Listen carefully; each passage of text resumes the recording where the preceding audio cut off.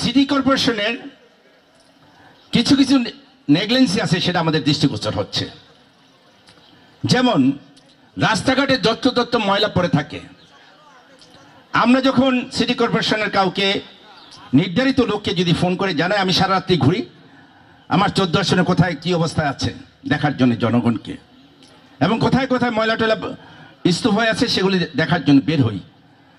আমরা যখন তাদেরকে অনুরোধ করি যে আপনারা এই জায়গায় ময়লাগুলো আছে এগুলি সরিয়ে নেন, ওনারা বিভিন্ন অজুহাত দেখায়, গাড়ি আছে তো নাই, মানুষ আছে তো নাই। তা আমার কথা, তোমার গাড়ি আছে কি নাই সেটা আমার দেখার বিষয় না। আমি সংসদ সদস্য হিসেবে আমি অনুরোধ করতে চাই, আমার ঢাকা 14 আসনের কোনো ওয়ার্ডে কোনো ময়লা থাকতে পারবে না। দ্বিতীয়ত আরেকটি বিষয়, মেয়র মহোদয় বঙ্গবন্ধুর কন্যার হাত ধরে এই ঢাকা শহরের রাস্তাঘাটকে কিন্তু খুব চকচকে করছেন। রাস্তাঘাটের উন্নয়নের কোনো অভাব নেই, সমানে কাজ চলছে, প্রত্যেকটি ওয়ার্ডে কাজ চলছে। উনি মেগা প্রজেক্টও দিয়েছেন। মেয়র মহোদয় খালে নেমে খাল পরিষ্কার করতে আমরা দেখেছি, ড্রেনে নেমে ড্রেনও পরিষ্কার করতে দেখেছি। মেয়র মহোদয় তো খালে নেমে খাল পরিষ্কার করে চলে গেলেন, উনি যে নির্দেশনা দিলেন সেটা পালন হচ্ছে কিনা পরবর্তীতে সেটা দেখার মানুষ আছে বলে আমি মনে করি না। যদি থাকতো তাহলে আপনার স্টেজের পিছনে একটি খাল আছে, আপনি গিয়ে দেখুন সেখানে পানির স্রোত মনে হচ্ছে খুব ধীর গতিতে। যেখানে ধীর গতিতে পানি স্রোত থাকবে সেখানে তো কিছু না কিছু জন্মগ্রহণ করবেই, এইটাই স্বাভাবিক। মেয়র মহোদয় ড্রেনে নামে ড্রেন পরিষ্কার করছেন, উনি চলে গেছেন, তারপরে কি দায়িত্ব শেষ?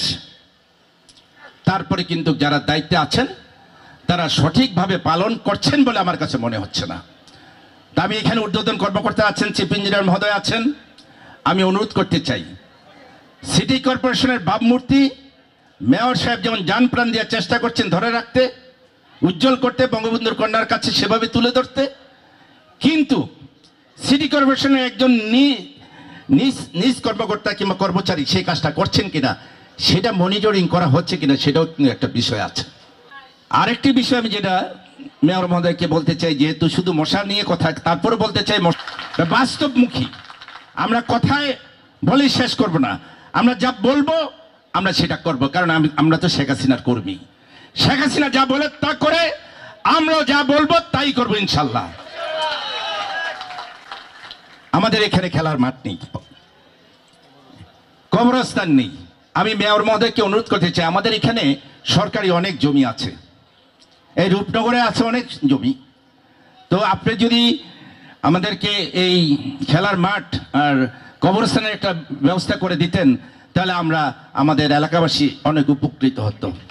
আর একটি কমিউনিটি সেন্টার, এটা বলেছেন পিডি মহোদয় বলেছেন কমিউনিটি সেন্টার প্রত্যেক ওয়ার্ডে দেওয়া যাবে, সে কথা বলেছিলেন তিনি, কিন্তু আমাদের জায়গা বের করে দিতে হবে। যাই হোক, আমি কথা না বাড়াই, প্রচণ্ড গরমের মধ্যে আপনারা বসে আছেন আজকের এই অনুষ্ঠানে। সর্বশেষ আমার কথা একটাই, আপনাদের প্রতি ধন্যবাদ জানাচ্ছি।